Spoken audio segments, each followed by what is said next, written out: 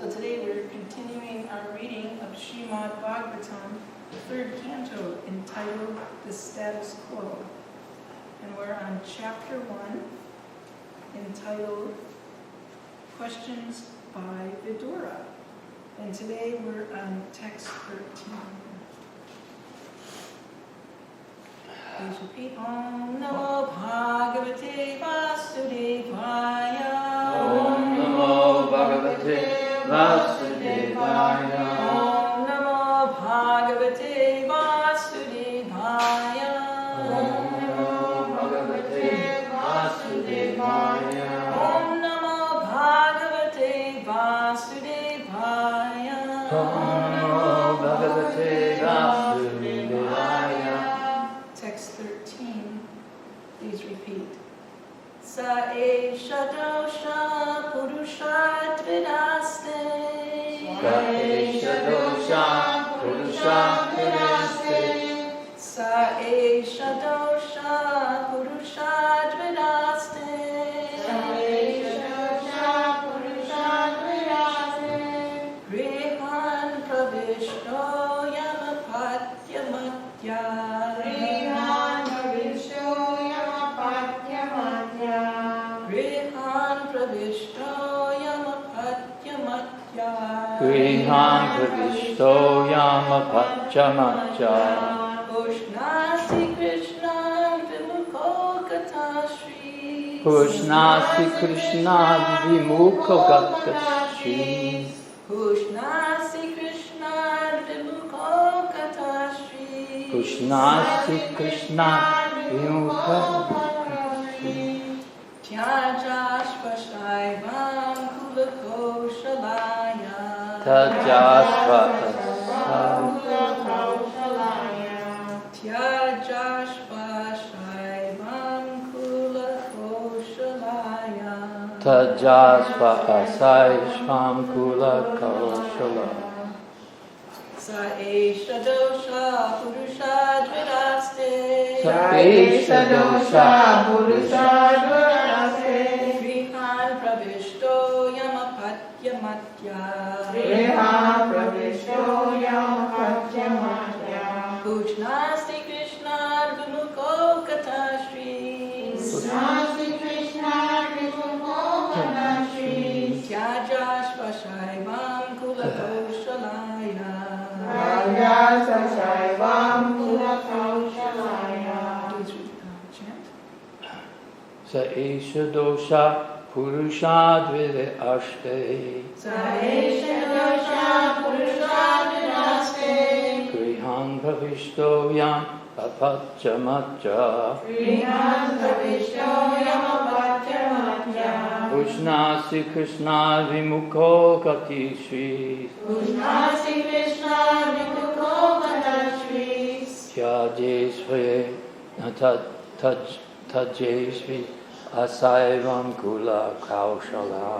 Tvajasa saivam kulakoshalaya. Sa esha dosha purusha dvidaste. Saesha dosha purusha viraste. Grihan pravishto yamapatyamatya. Grihan pravishto yamapatyamatya. Nashni Krishna vimukho katishri. Purnasti Krishna vimiko katashis. Yadyas asaivyam kulakausalaya. Vajrasa saivam kulakausalaya. Saesha dosha purusha vidaste. Saesha dosha purusha viraste. Grihan pravishto yamapatyamatya. Grihan pravishto yamapatyamatya. Ushnasi Krishna vimukho gatashri. Ushnasi Krishna vimukho gatashri. Yadasva shaivam kulakaushalaya. Vajrasa saivam kulakausalaya. Saesha dosha purusha viraste. Saesha dosha purusha viraste. Grihan pravisto yamapatyamatya. Griha pravishto yamapatyamatya. Nasi Krishna vimukho gatashri. Purnasi Krishna vimukho gatashri. Yajas vaishnavam kulakaushalaya. Vajrasa saivam kulakausalaya. Saesha dosha purusha viraste. Grihan pravishto yam apityamatya. Grihan pravishto yamapatyamatya. Bhushan Krishnat vimukho katastri. Purnasi Krishna vimukho gatashri. Yayasya asyavam kulakosya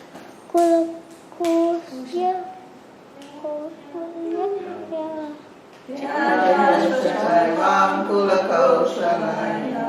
Word for word synonyms, please repeat. Sa, Sa, he, he, Esha, Esha, this, this, Dosha, Dosha, offense personified. Purusha, fit, Purusave, envious of Lord Krishna. envious of Lord Krishna. Aste, Namaste, exists. exists. Grihan, Grihan, household. Pravishta, entered. Yam, whom. Apatyamatya, thinking to be your son. Pushnasi, maintaining. Krishna, from Krishna. Vimukha, in opposition. in opposition. Katashri, Katashri, devoid of everything auspicious. Tyaja, give up. Ashu, as soon as possible. Ashaivam, inauspicious. Kula, family. Koshalaya, for the sake of. Translation and purport by His Divine Grace A.C. Bhaktivedanta Swami Prabhupada. This is Vidura speaking to, what's happening here? Dhritarashtra. Vidura has returned to Hastinapur.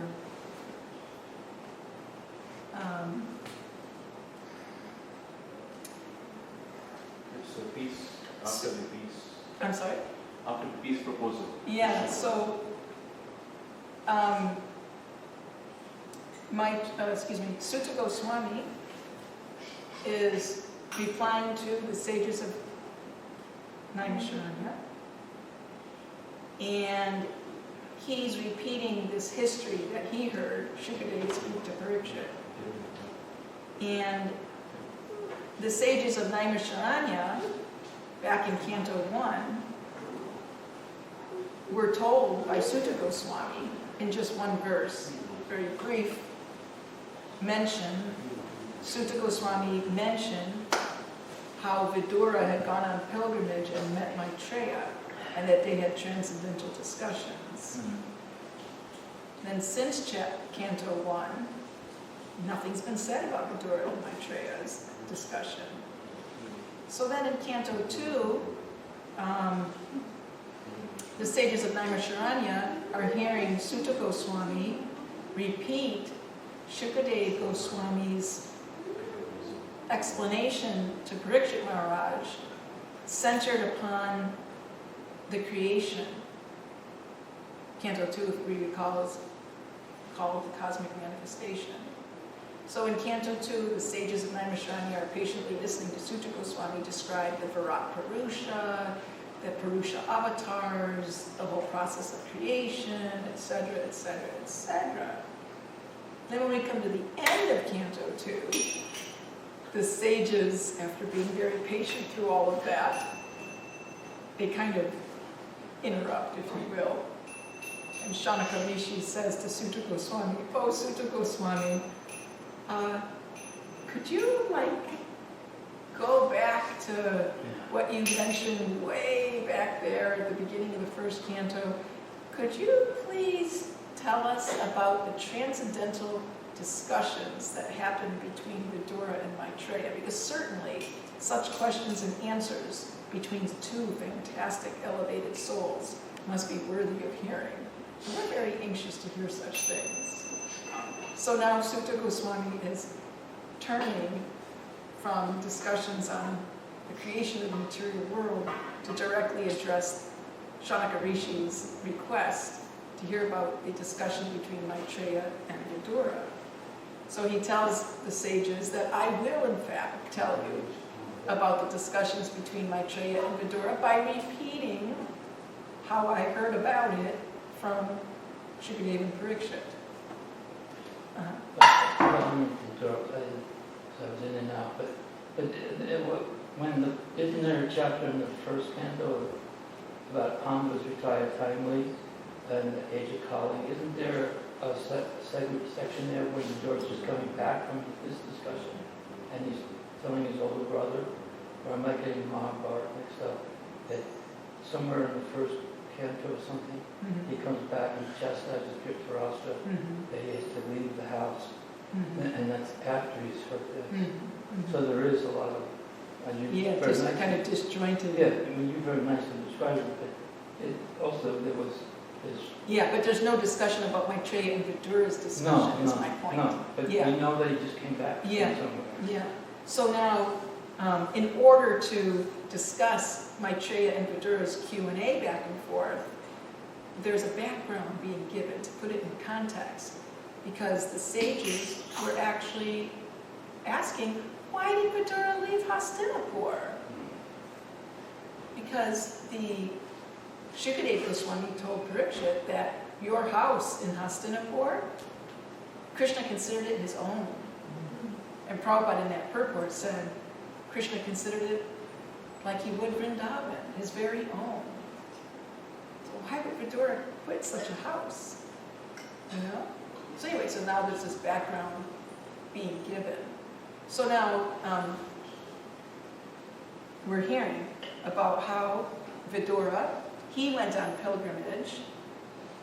We're going to hear why later we're going to hear why he kind of ran away from home and went on pilgrimage. And when he came back, he's talking to Dhritarashtra. Yeah. And actually, anyway, he had been sent by Krishna to do some peace talks with the Kauravas because they were trying to make war with Pandavas. So actually, he hasn't come back yet from running away. He hasn't run away yet. This discussion that we're hearing with Dhritarashtra is before he goes on pilgrimage. So we didn't hear... It's going to discuss... In the first canto, it was mentioned, because it's not in chronological order. Yeah, I know. I thought he was saying you're living like a dog. That's way back, but it wasn't in chronological order. Yeah. So this is going back in history. Vidura has not returned from anything yet. He hasn't left yet. This is before the war. Right. Before the Battle of Kurukshetra.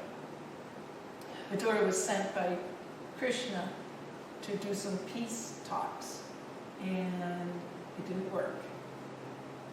No fault of Vidura, of course. So this is Vidura's advice to Dhritarashtra. So Vidura says to Dhritarashtra, you are maintaining offense personified, Duryodhana, as your infallible son, but he is envious of Lord Krishna. And because you are thus maintaining a non-devotee of Krishna, you are devoid of all auspicious qualities. Relieve yourself of this ill fortune as soon as possible and do good to the whole family. In other words, the greater good. Sometimes we have to sacrifice a son for the sake of the family. Srila Prabhupada's purport. A good son is called apatya, one who does not allow his father to fall down. The son can protect the father's soul when the father is dead by offering sacrifices to please the Supreme Lord Vishnu. This system is still prevalent in India. After the death of his father, a son goes to offer sacrifices at the lotus feet of Vishnu at Gaya, and thus delivers the father's soul if the father is fallen. But if the son is already an enemy of Vishnu, how, in such an inimical mood, can he offer sacrifice unto Lord Vishnu's lotus feet? Lord Krishna is directly the personality of Godhead Vishnu, and Duryodhana was inimical to him. He would therefore be unable to protect his father Dhritarashtra after his death. He himself was to fall down because of his faithlessness towards Vishnu. How then could he protect his father? Vidura advised Dhritarashtra to get rid of such an unworthy son as Duryodhana as soon as possible, if he was at all anxious to see to the good of his family. According to the moral instructions of Chanakya Pandit, what is the use of a son who is neither a learned man nor a devotee of the Lord? If a son is not a devotee of the Supreme Lord, he is just like blind eyes, a source of trouble. A physician may sometimes advise the extrication of such useless eyes from their sockets, so that one can be relieved of the constant trouble. Duryodhana was exactly like blind, troubling eyes. He would be a source of great trouble to the family of Dhritarashtra, as foreseen by Vidura. Vidura therefore rightly advised his eldest brother to get rid of this source of trouble. Dhritarashtra was wrongly maintaining such personified offense under the mistaken impression that Duryodhana was a good son, able to liberate his father. End of Srila Prabhupada's purport. So a bad son, there's two analogies given to illustrate the badness of a son. So one is, as Chanakya Pandit gave, he said, what is the use of maintaining?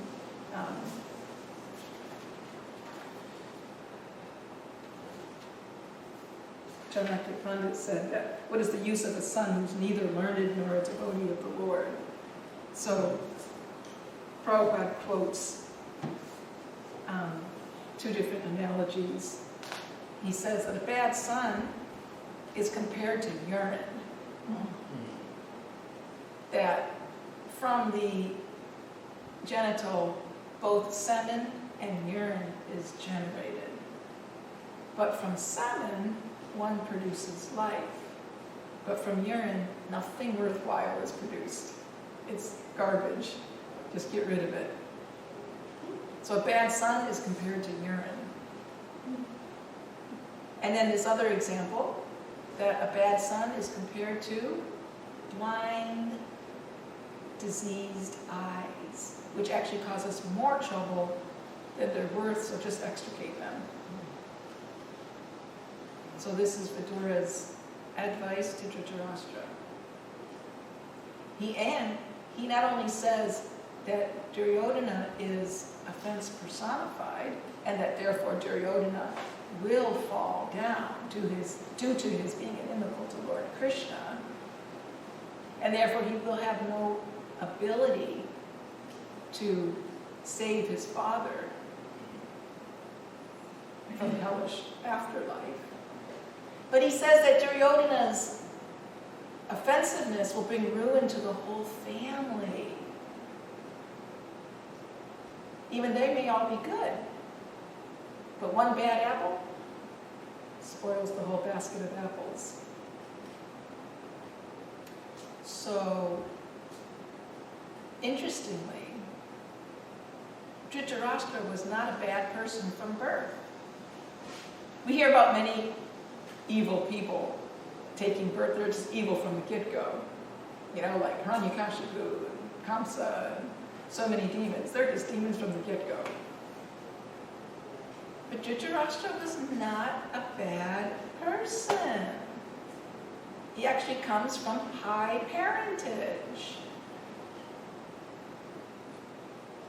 Adi Sundari, do you by chance know who Dhritarashtra's father is? Dhritarashtra's father? Dhritarashtra's father.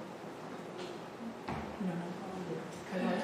Vyasadeva. Vyasadeva. Dhritarashtra came from a very high birth. Wow. Can you imagine having Vyasadeva as your father? And so why is he blind? So Vyasadeva, although a fan, That's a whole big story, why he's blind. Advancedly The great, whole big one. very great advanced transcendentalist, he happened to be materially very ugly, like really ugly. So his half-brother, Vichitravirya, had a couple of wives and a maidservant who wasn't technically his wife, a Sudrani. And Vichitravirya was impotent. He could not conceive children in the wombs of his wives.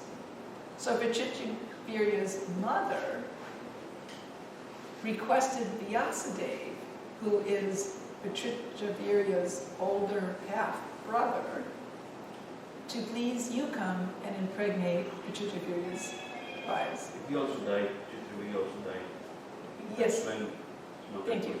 And then he passed away, so of course he's not going to get any children, right? So Vyasadeva takes up his mother's instruction to please come and impregnate these women. But he was so ugly. So the first wife, when she coupled with Vyasadeva, she was so turned off by his ugliness that she closed her eyes. And therefore the baby was born blind. And that is Dhritarashtra. Then the second wife, who coupled with Vyasadeva, she was so scared when she saw his scary look, long, he just looked horrible. And she was shocked. So she, in her state of shock, produced a child who was white as can be, and that was Pandu, the Pandava's father. And then the Sudrani maidservant, who coupled with Vyasadeva, produced a so-called Shudra in the form of Vidura. So they're brothers, Dhritarashtra, Pandu, and Vidura is the youngest. Now Vidura is not a Brahmana by birth, he's a Shudra. But you can see here that he's coming and giving perfect advice to Dhritarashtra, who's the king right now. So he's actually acting like a Brahmana, because we know it's not by birth that one is a particular Varna. So Dhritarashtra, being physically blind by birth, even though he was the eldest son, he was not supposed to rule because he was physically blind. So Pandu, actually, the middle son, became the king. But Pandu died untimely. Another untimely death. So the Pandava boys were still young boys. So Dhritarashtra, being the elder brother, their uncle, he brought them into his house. And he raised the Pandava boys just like he raised his 100 sons, as equals. And he, by default, became the king. Because Vidura couldn't, because he's Shudra. Wasn't even Kshatriya. So Dhritarashtra's ruling, and the Pandavas are growing up, and the Kauravas and their cousins are growing up together. And so many things happen, and blah, blah, blah. They become, two sides of the family start fighting. And we won't go through all that. But now, Dhritarashtra, he's actually a good guy. He took loving care of the Pandavas, like his own sons. But what happened? What caused Dhritarashtra to turn selfish? See, when the Pandava boys grew up, the agreement was, from the beginning of Dhritarashtra's reign, that when the Pandava boys became of age, they would rightly take over the kingdom. Because they rightly inherited it from Pandu, but they just weren't of age yet. So Dhritarashtra was like, yes, I will just rule until they're old enough. But then when they became old enough to rule, he didn't give them the kingdom. So what caused Dhritarashtra to turn from this very loving uncle to a deceptive, cheating type of personality, Krishna? Because you had bad association. He had bad association. And who was that bad association? His eldest, out of 100 sons, his eldest son.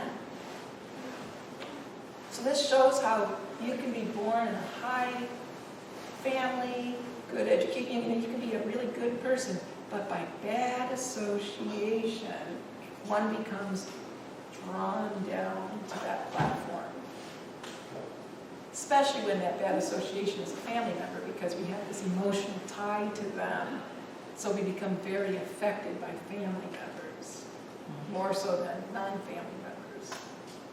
Can we think of any other personalities in our literature that were good by birth?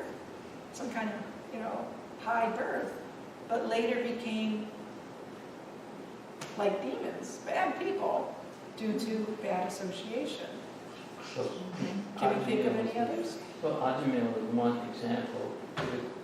Well, he was a Brahmana, Brahmana. yeah. He Yeah. was a Brahmana. Ajamil was a Brahmana, and he went down due to associating with a prostitute. He didn't do anything. His life was just beginning. So I can't think where I was. But more specifically, a person who had like a high birth and had a particular, had bad association. We don't hear about Ajamil having bad association. We just hear that somehow or other He just had his mind wandered to women. And he saw a Shudra and a Shudrani, hugging and kissing in public, and his mind got agitated, so he started associating with women and, blah, blah, blah. Can we think of any other personalities that had a high birth, but due to bad association, came to a more demonic level? I'm sorry? Yeah, well, Duryodhana was bad from the beginning, but Dhritarashtra, through his association, became bad. But in Krishna book, we hear that Lord Varaha, Lord Boar, when he came to rescue the earth from drowning in the Garbhodak Ocean, he picked up the earth, right? So that earth personified is Bhumi Devi, the goddess Bhumi. So goddess Bhumi, by being touched by the tusks of Lord Varaha, he picked her up. They produced a child. So that child has a very high birth. His father's Lord Varaha, the Supreme Personality of Godhead, and Bhumi, goddess Bhumi. And he's known as Bhaumasura. Bhauma, the son of Bhumi, also known as Narakasura. But why Asura? Because, Prabhupada explains, due to bad association. He doesn't give details about who those bad associations were, but he said that the son of God, the son of Varaha, coupled with Bhumi, had bad association of asuric personalities, so that he himself became an asura. And therefore he became known as Bhaumasura and Narakasura. And that whole story's there in the Krishna book, how he ended up fighting with Krishna with the intent of killing him. And guess who won? So Prabhupada makes the point there, bad association. And So, I'm just gonna say, no, I'll wait till later. so, an important point brought up in this verse. You know, when we read the Srimad Bhagavatam, it's not supposed to be like, oh, we heard a nice story today. Wasn't that cute? And, you know, we're supposed to have a take-home point. How are we going to apply this to our life? And if you can't find take-home points from each and every section of the Bhagavatam, practically each and every verse, if you can't find a take-home point, you're not paying attention. Shukadeva Goswami was not wasting his time. He wasn't wasting Parikshit's time. Parikshit has at most 7 days to live.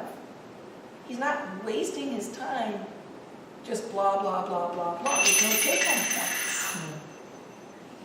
Sutta Goswami is not wasting the time of the sages of Naimisharanya.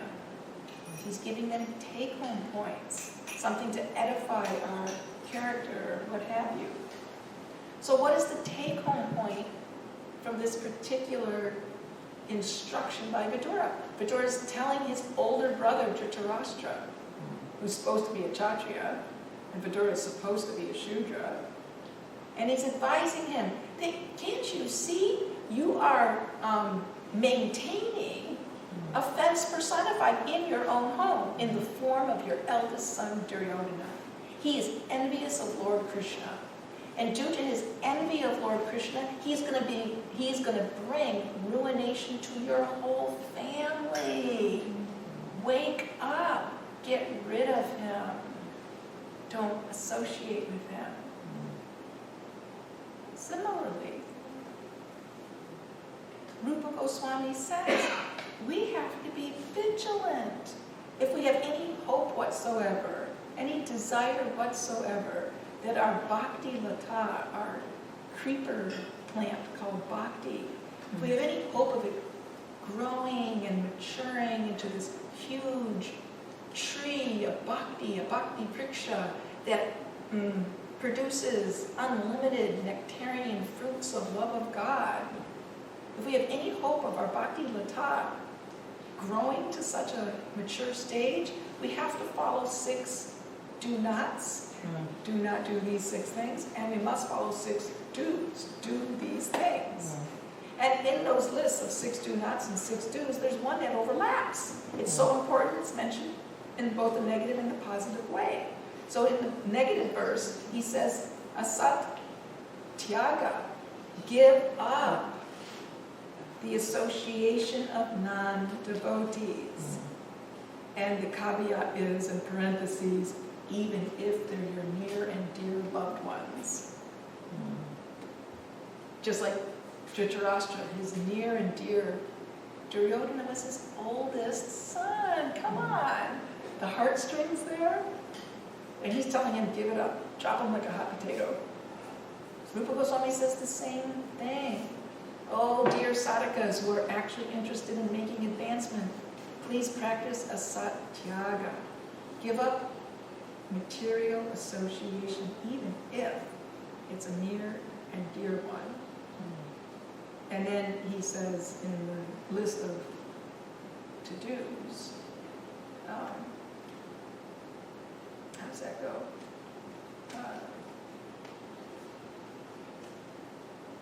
I forgot the Sanskrit right now. But it also means giving up the association of materialistic people. So, while we're in the association of devotees and aspiring devotees at different levels, without being judgmental, I'm holier than thou type mentality, we also have to be very careful about our association. If one is an Uttama Bhakta, no matter who they associate with, they will bring that association up. They will not fall to the level of those who they associate with. If one's an Uttama Bhakta, on the level of Bhava or Prema. If one's a Majjhima Bhakta, they're still a sadhaka, but they're an advanced sadhaka. They're past the Anarta Nivritti stage. They've gotten real ruchi and asakti. They can also lift their association, but it's done more through, preaching and argument, like that. But Majjhima Bhaktas can also be affected by lower association. They are still in the danger zone. They haven't gotten out of the danger zone yet. They're way much better than they were when they were Kanishta Bhaktas, but they're not home free. So Majjhima Bhaktas, Rupa Goswami says, should practice discrimination. They should be able to discern, okay, that devotee is lesser than me. That devotee is more equal with me. That devotee is higher than me. Not in a judgmental, holier than thou way, but so that they can discern how to associate with particular people, particular devotees. You don't associate with all devotees in the same way. More advanced devotees you serve and you hear from. More equal devotees, you rub elbows with them and do stuff together, reveal your mind together, do service together. And lesser devotees, you're being more strict with them, you're giving them service, you're giving them mercy, you're correcting them, you're instructing them. So even in our association of devotees, like Vidura is instructing Dhritarashtra, we have to be very careful about bad association, even if they're in the dress of the devotee. So it actually behooves the management to be very vigilant, that we don't allow bad apples into the basket. Because you know the expression, and it's not just an expression, it's true. Fact. Go to the refrigerator right now. In the One apple will refrigerator, destroy and you're going to everything. see a bunch of rotten apples in the Yeah. refrigerator. Why is that? Because one became rotten. And apples, if they associate with each other, as soon as one goes rotten, the whole bushel goes rotten, not the other way around it. Well, the good apples will pull the bad apple up. It doesn't work that way. One bad apple ruins the whole bushel. So like that, we, as conditioned souls, we're not Uttama Bhaktas yet, that means we're still conditioned souls. Even Majjhima Bhaktas are conditioned souls. We, as conditioned souls, are not free of the anartas that want to make us say, I don't want to go to Mongol Arti, I want to sleep, I don't want to do service, I don't want to do sadhana, I want to be independent, all these things. I want to be lazy, I want to be independent. We all have those anartas in us. We might not be acting on them. That's why they're disciplined and regulated, because I don't want to act on them. And I need all of your support to not act on them. But if others around us are not sincere, what's the test of sincerity? That you subject yourself to the formula. I hate this medicine. It tastes bitter. It's a pain in the neck to take this medicine. I have to do it 10 times a day. I've got to be so conscious of time, make sure I take my medicine on time. And when I take the medicine, I have to fast from these 3 foods because the doctor said it will have bad effects if I eat those foods while I take the medicine. I hate this medical program. But you know what? I so sincerely want to get rid of this terrible disease that I have that I'm going to subject myself to this yucky medical treatment. I'm going to complain through it the whole time. I'm going to whine. I'm going to whine and complain, but I'm going to do it, even if it kills me. And if I'm not sincere, I'll say, I don't have to take the medicine 10 times a day. Once a day is sufficient. Once a week is sufficient. And I'll eat any damn thing I want to eat. Stop telling me to fast. I'm not sincere about getting better. And one bad apple ruins the whole bushel. So we have to be very careful that we don't contaminate Srila Prabhupada's temples with bad apples.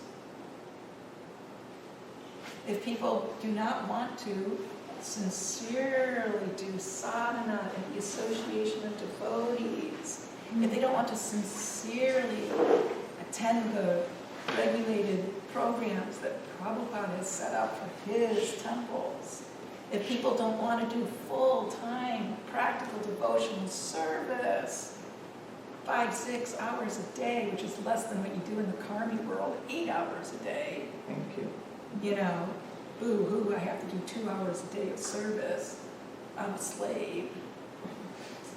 If we allow bad apples into our association, guess what's going to happen shortly down the line, if you go forward on the time scale? Many temples. You know, and then we complain, we don't have any advanced devotees, we have a bunch of lazies and crazies. So this is the take-home point. Vidura is saying, Dhritarashtra, stop your sentimental attachment to your son, Duryodhana, and drop him like a hot potato. Tell him to hit the road, so the rest of the family won't get degraded like him. And we all know, if you've read Mahabharata, what happened to the other sons of Dhritarashtra?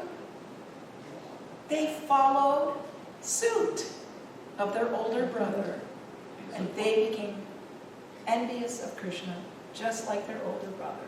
All because Dhritarashtra could not follow this one piece of advice. Yes, it was going to be difficult. Yes, it was going to be painful. Yes, the process of how to get rid of Duryodhana was going to be very difficult. But Dhritarashtra could have saved the whole family. So instead, he lost all of his sons in the battle of Kurukshetra because they were envious of Krishna. Unnecessarily so. He could have prevented it. So we'll stop there, see if there's any discussion. Actually, there was something I was going to bring up earlier. Now, it's the latter part of the classes. Stimulating another. I mean, I'm not disagreeing. I'm just making the point that, like in the 70s when Srila Prabhupada was here, when we talked about second-class devotee, we said worship the Supreme Personality of Godhead, associate with the devotees.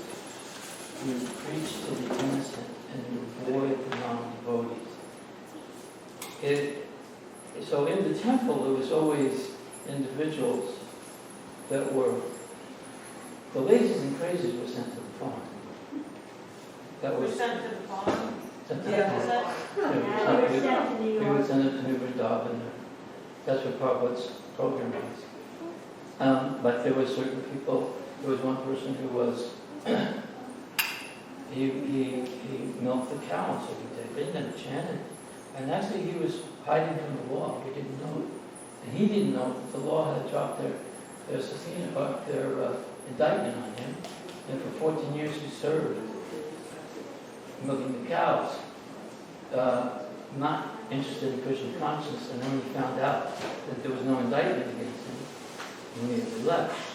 But my point, the point is though, in this particular way, you're using the second-class devotees, not using, but the way you're presenting it is that amongst the devotees, we have to discriminate who we associate with and who not to Well, associate. Rupa Goswami says that.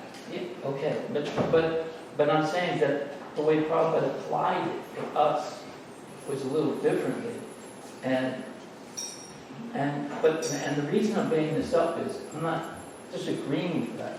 I'm just saying that it's been said over and over again, especially recently, that with the collapse of Western civilization, these farms will be places where lots of non-devotees are. And we're to make them devotees. That For example, Okay, go ahead. There's a bhakta coming here real soon, and he's got a letter of recommendation from his guru. He hasn't taken initiation yet, but he's got a letter of recommendation from his guru that this brahmachari is a really nice devotee, good sadhaka, good sevaka, sincere, nicely trained, etc. Right? But he's still a Kanishta Bhakta. He's still a Kanishta Bhakta. Yeah. Not even initiated.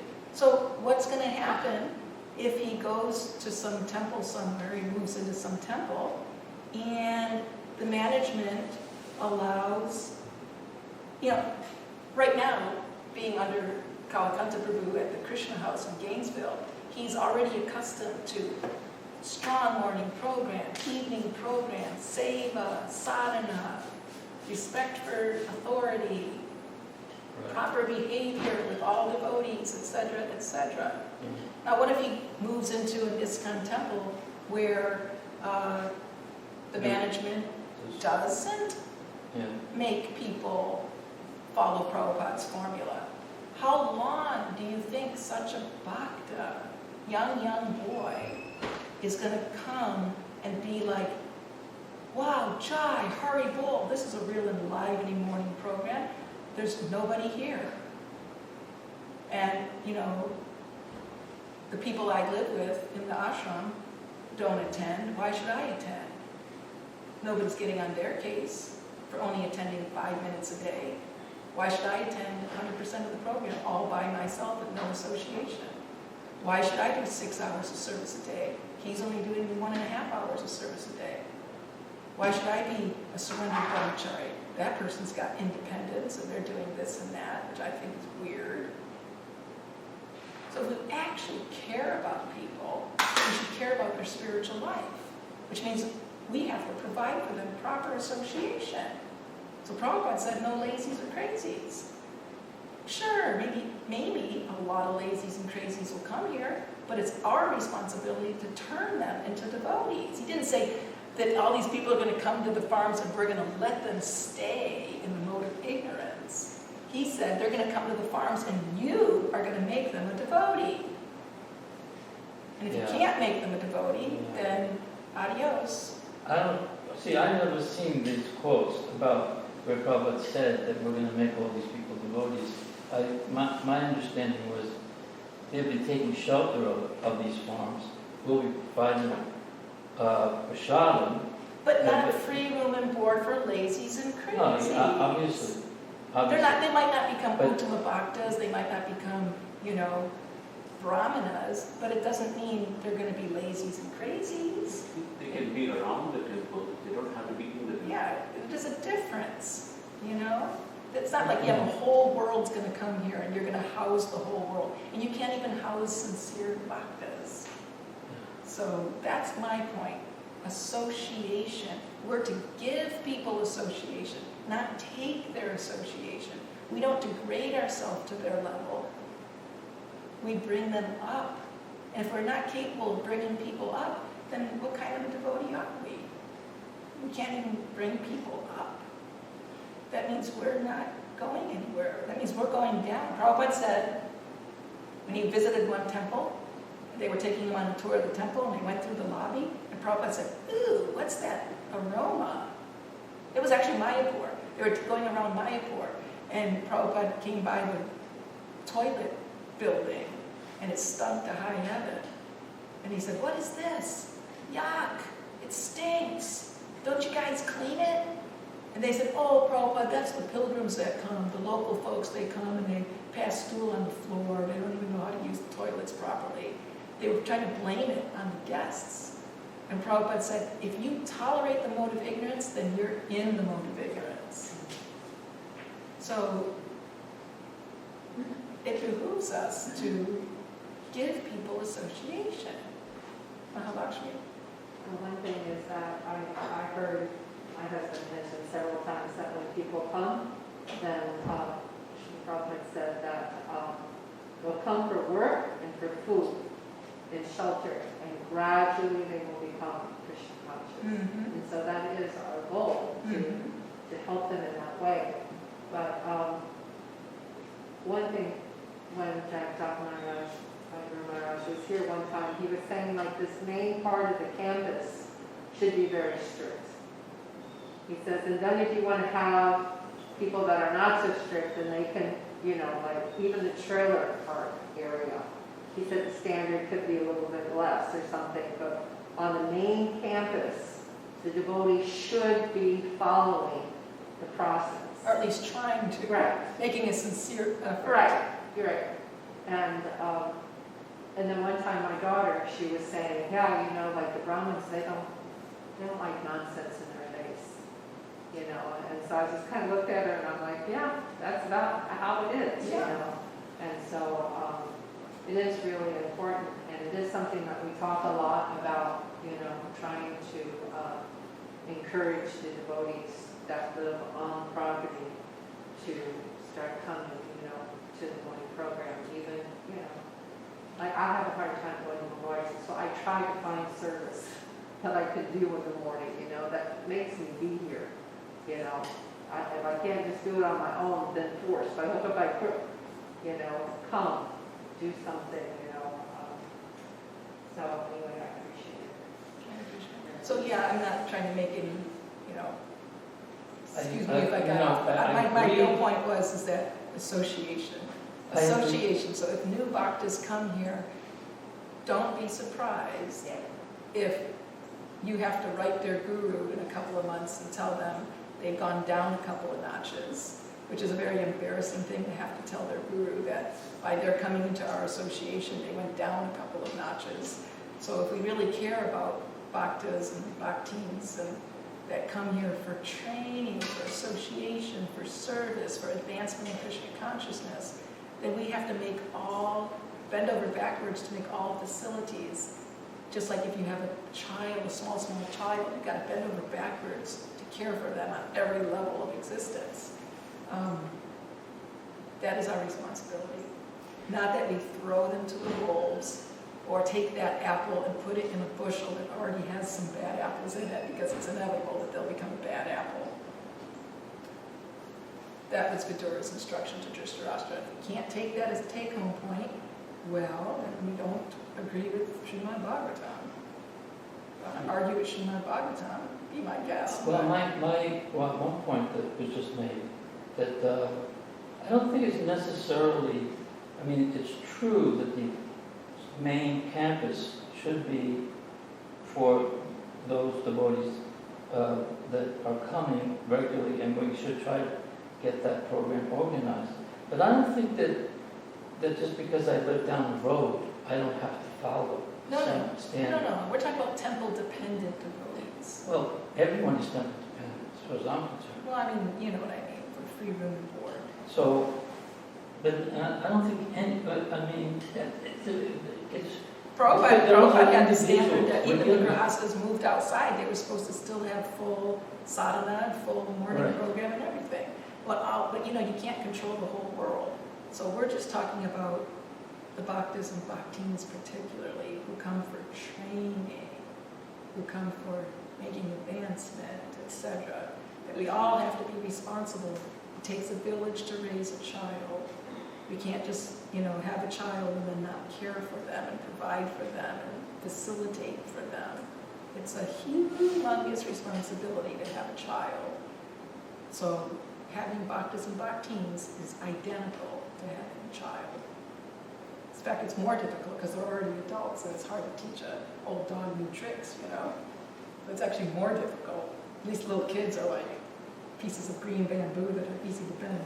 How about you? So, I mean, ideally, everyone moves to a temple, Krishna conscious place, so that their spiritual life can be great. So, you know, it's not like it's association, you know, a bunch of sticks makes you stronger. So what you're saying is everyone here should be enlivened to be coming together. I feel enlivened, like when it was, I think, Janmashtami, there were like 26 devotees here from Mangalarti. And when you feel that support, like, oh my God, I really feel so close to these devotees that come every day. That's how you become friends with people. You come to the morning program. If you don't, I find myself, or others, that if they don't come ever to the temple, or very rarely, they feel alienated. So it's on us, if we want a happy life, to make our association, to be associations, and especially when we have younger, like even it was true when we had Gurukul here. One of the rules we had was like, before Gurukul, everyone meets here for Guru Puja. But this is when we had the day school. Everyone comes for Guru Puja. But they would see, where are all the parents? Where's all the devotees? It was embarrassing. I would be here. I was a teacher, but I would be here. And if I would expect my kids to go if I wasn't here. And in the same way, like you're saying, these new people are our children, basically. And we have to be here. That responsibility should be with us. Like, that's our responsibility. That's one little thing I can do for the community, is to be present here. Not just for myself, but for others. So I feel like that mood should be imbibed. That should be a feeling that all of us as initiated devotees, if we want to please our spiritual